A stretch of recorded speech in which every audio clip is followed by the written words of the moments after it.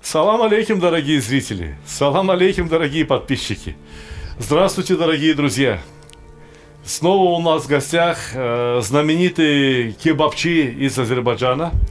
Кебабчи — это значит шашлычник. Но он не только шашлычник, он еще и мясник. И он не только мясник, он еще и художник. Это художник, который рисует свои картины при помощи мяса. Другим художникам нужны холсты, краски, мольберты. Скульпторам нужен мрамор, скульпторам нужен бронза, либо глина. Но Эльмазу Ахматову для создания очень милых, очень таких наивных картин нужно только одно – мясо. Мясо желательно вот от свежего барашка, которого мы только что буквально забили. Давай, Эльмаз, ал. Взял запчасти, оторвал. Да, вот. Эльмаз скромный парень, поэтому он не говорит, как это называется. Ну что, давайте по-русски скажем. Ну, это бараньи яйца, тестикулы. Куриные яйца можно говорить, а бараньи нельзя, что ли? Не понимаю. Что за ханжество? На что похож? Дельфин.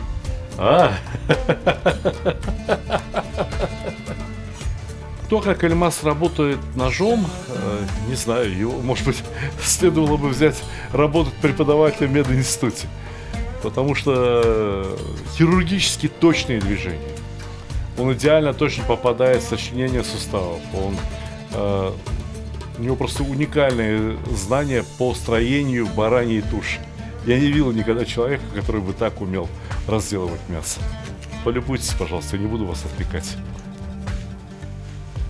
Я не просто так стою, не просто так любуюсь работой Эльмаза. Приятно, конечно, посмотреть, когда кто-то делает свою работу так филигранно. Я учусь.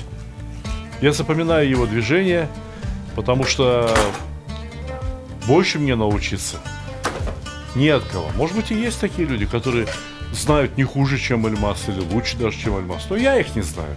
Вот в чем дело. А как Эльмаз готовит? Я ел это. И поэтому я могу сказать, что у него стоит учиться. Хотел бы обратить ваше внимание, вот эту вот лопаточную кость Эльмаз просто взял их, вырезал, да, не нарушая целостность вот этой боковины его, боковой части грудинки. Вырезал изнутри, ее вытащил. Она-то вот туда заходит, а обычно мясники просто взяли и обрезали так. Посмотрите, для чего он это делает.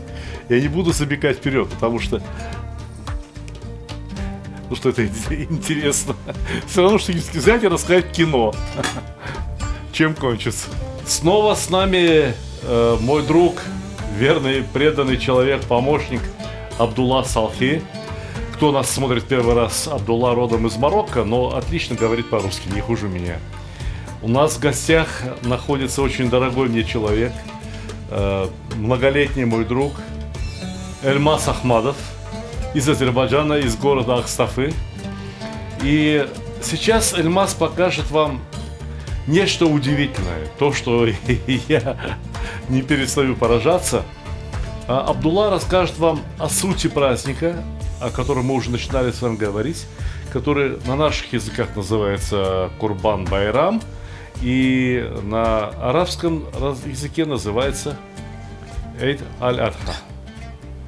Пожалуйста, Абдулла, говори. Пожалуйста, Эльмаз, ты делай, что хочешь, и я буду слушать. Добрый день, дамы и господа. Еще раз благодарю я Богу за то, что я нахожусь еще раз здесь со Сталиком Ханкачиевым.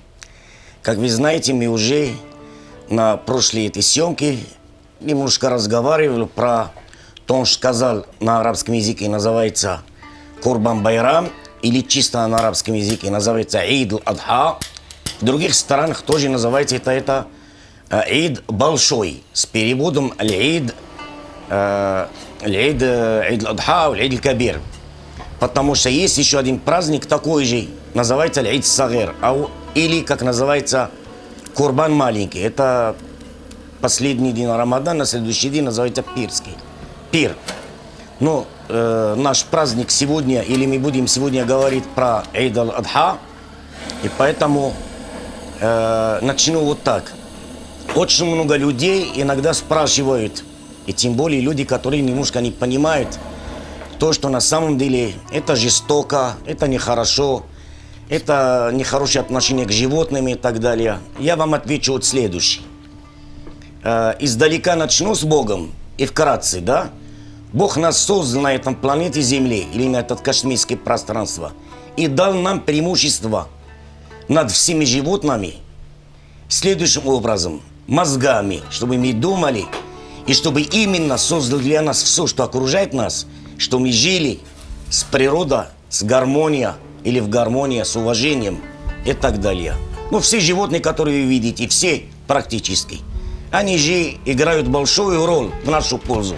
Одни дают шкурку, одни дают средства для транспорта, одни дают молочные изделия, одни дают мед и так далее. И все это написано в святых книгах. И в Библии, и в Торе, и в Евангелии, и в Коране. Сегодня конкретно я вам расскажу про этот Аид-аль-Адха. Этот праздник, он очень сильно связан с отцом пророков Авраам или Ибрагим.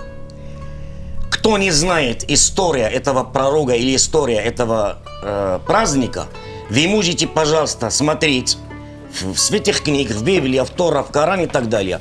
Или вы можете смотреть фильм Мел Гибсон, как там на самом деле все это происходит. Сейчас я хочу вам просто объяснить одну вещь.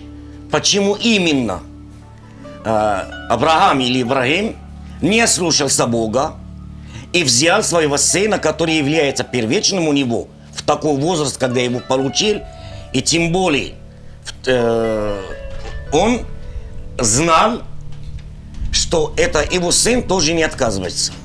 Но люди-то вокруг, они это занимались, во всех точках планеты Земли тогда.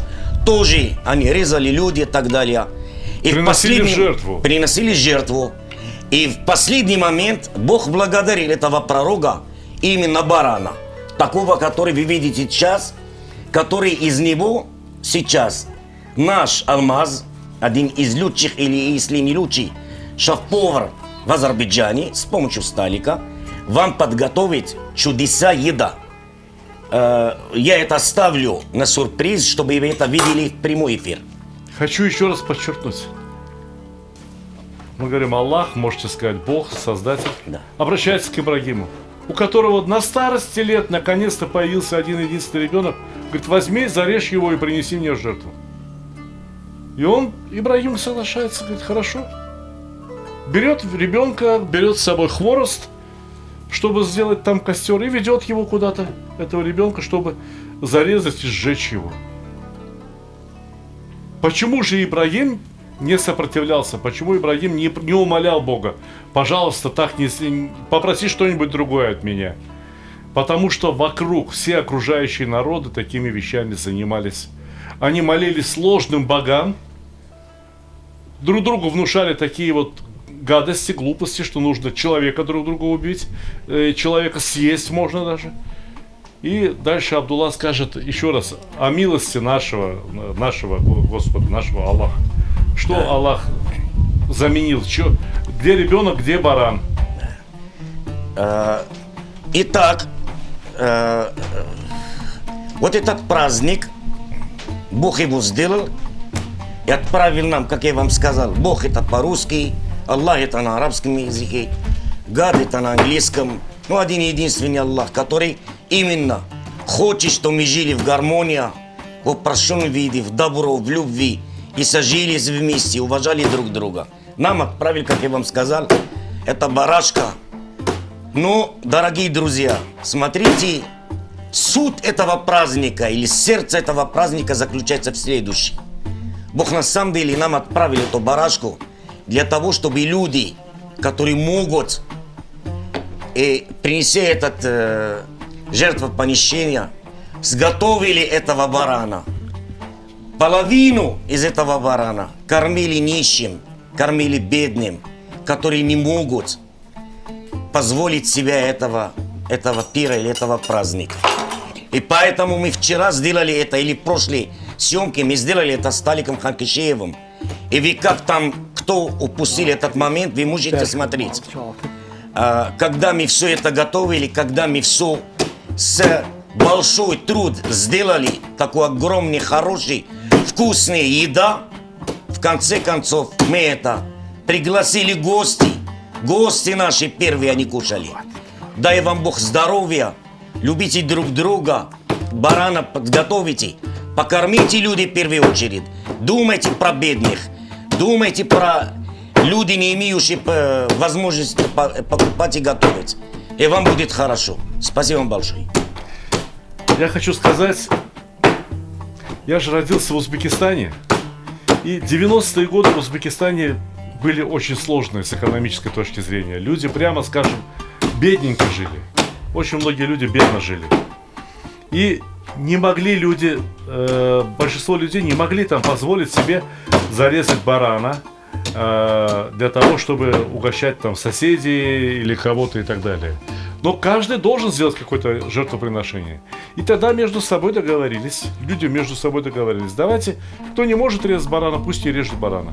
Но может приготовить плов и по тарелочке плова угостить бедных. А все одинаково примерно жили. Все примерно одинаково жили.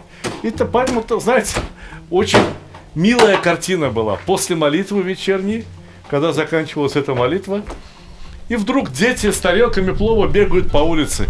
Из этого дома несут сюда, из этого дома несут сюда. И у меня в этот день праздника на столе стояло 6-7 тарелок разного плова. И еще одна тарелка кимчи, потому что одни соседи корейцы были. Они кимчи нам посылали, а мы им плов посылали. Бедный, не бедный, угостить друг друга всегда хорошо. Даже если этот человек не бедный, просто он твой сосед. Угостить друг друга всегда хорошо. А еще лучше приготовить такую еду, которую не каждый может приготовить. Смотрите и учитесь от Эльмаза, что он сейчас сделает, какую картину мясом он сейчас напишет, вы посмотрите. Если вы не удивитесь, значит, я ничего не понимаю в этой жизни. Эльмаз, это что такое? Вот это что такое? Глаза будут. Чьи глаза? У меня есть глаза. Когда вы первый раз пришли, сколько лет? 15 лет прошло. 15 лет. Я говорю, что как это. Ага.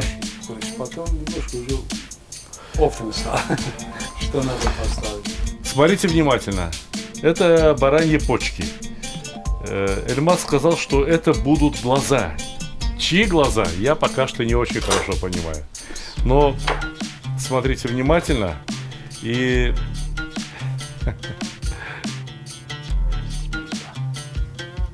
это на самом деле это грудинка барана. Вот нижняя часть, это спинка барана. Вот они, кореечки, понимаете? Вот корейка, мясная корейка. И в этой грудинке Эльмаз прорезал отверстие, пальцами сделал углубление, получились как веки, да? И туда засунул кусочек почки, и теперь это выглядит так, как будто бы это глаза. Понимаете, есть некоторые культуры, у нас есть некоторые народы, особенно те, которые ведут родоплеменной образ жизни, да? У которых еще остались вот эти вот родоплеменные основания устройства сообщества. Баранья голова подается самому уважаемому человеку. Но там кушать почти что нечего. Кто-то говорит, вкусно там. А если вот такую голову сделать, поставить, это, во-первых, и очень красиво. С моей точки зрения, красиво. Со второй точки зрения, здесь еще и будет что покушать. Понимаете? Так, один глаз слишком большой получился. Эльмаз попросил зубочистки для того, чтобы у барана глаза не выпали. Потому что под температурой мы же его будем на самом деле испекать. И что получается? Как будто ресницы, да? Как будто ресницы. Значит, Эльмаз на самом деле такие вещи выпекает на мангале. Но сегодня у нас мангал будет занят другими вещами. Поэтому я предложил, давай попробуем приготовить его в печи.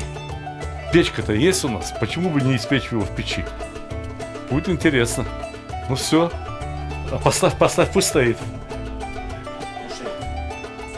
Знаете, если запекать такое блюдо вот здесь в печи, то получится практически азербайджанское блюдо, которое называется буглама. Поэтому мы решили добавить немножко лук, помидоры, соль, перец, больше ничего не надо. Давай.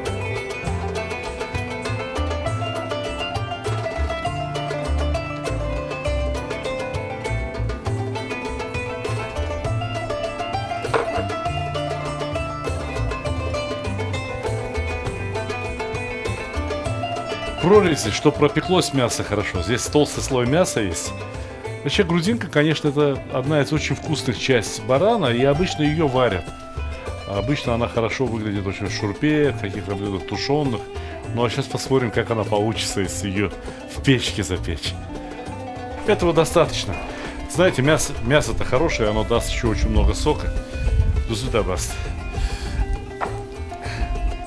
Укладываем? Укладываем форму. И теперь фольга. Знаете для чего, да? Понимаете для чего? Вот это мясо очень нежно, оно будет быстро готово. А то, что у нас, так сказать, голова, грудинка, она будет дольше готовиться. Поэтому там, где тонкое мясо, давайте 2 раза обмотаем фольгой.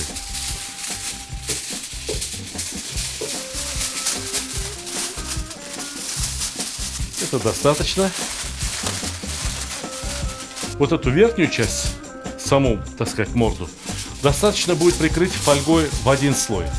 Каждый слой фольги уменьшает температуру в печи на 14 градусов.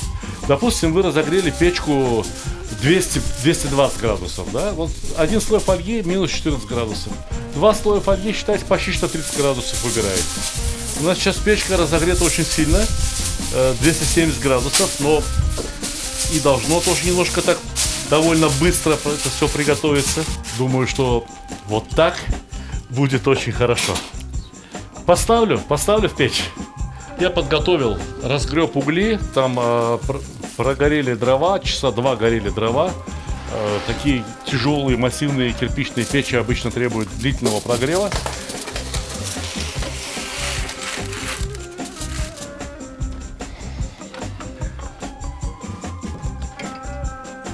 Потом 1 раз развернем. И тогда как раз и откроем верхнюю часть, посмотрим, как у него там морда. Красиво загорела или не очень? Так, проверяю. Видите, мясо уже тоже такое, уже почти что вареное. 10-15 минут, и оно будет идеально готово. Все подрумянится. И самое главное, посмотрите, сколько здесь сока образовалось. Посмотрите, сколько здесь сока течет. А ведь ни грамма воды мы не наливали. Сам по себе печется и печется. Супер, очень отлично идет.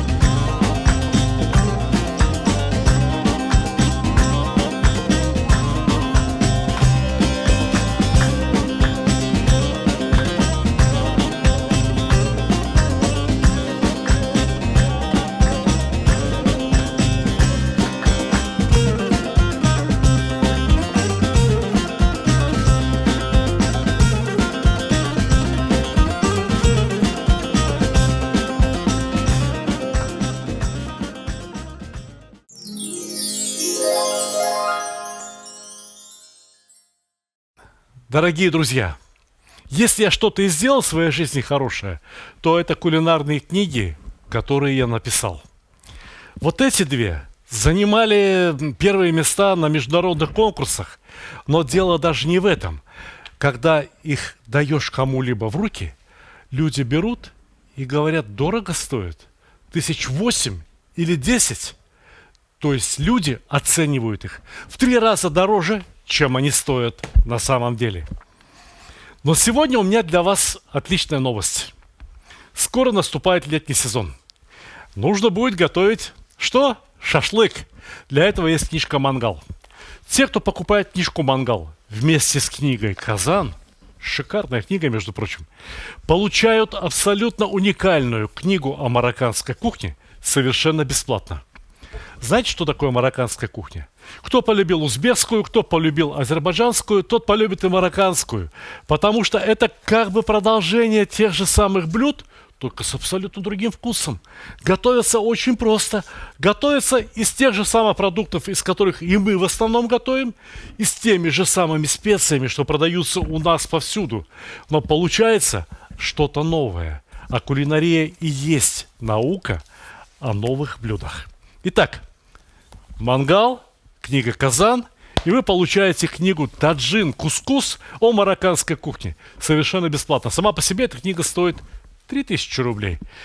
Но это еще не все. Вот здесь у меня есть книжка «Счастье кулинара». Во многом эта книга автобиографическая. Она о моем кулинарном становлении. Что я любил в детстве, что мы с супругой готовили в молодости, что мы любим готовить сейчас. Это книга о нашей семейной кухне. Но, разумеется, моя самая большая любовь – это плов. Итого, книга «Плов» и книга «Счастье кулинара». Кто покупает их вместе, получает книгу про марокканскую кухню опять бесплатно. Книги можно заказать с автографом. Вот эта книга нынче чемпион по продажам, потому что это самая новая книга, составленная по рецептам, которые вы выбрали. Вы смотрели эти рецепты больше всего в Ютубе. Вы их чаще всего лайкали. Вы чаще всего подписывали, просмотрев ролики с этими рецептами. 75 уникальных, самых вкусных рецептов вот здесь. Помимо этого, я хотел бы предложить вам очень интересную книгу о чеченской кухне. Эта книга так и называется «Кухня чеченского народа». Шикарный том. Опять-таки, что-то новенькое. Не то, что вы готовите всегда. Хотите развиваться дальше? Хотите узнавать что-то новое? Вот она. Книга о чеченской кухне. Кавказ, что может быть лучше?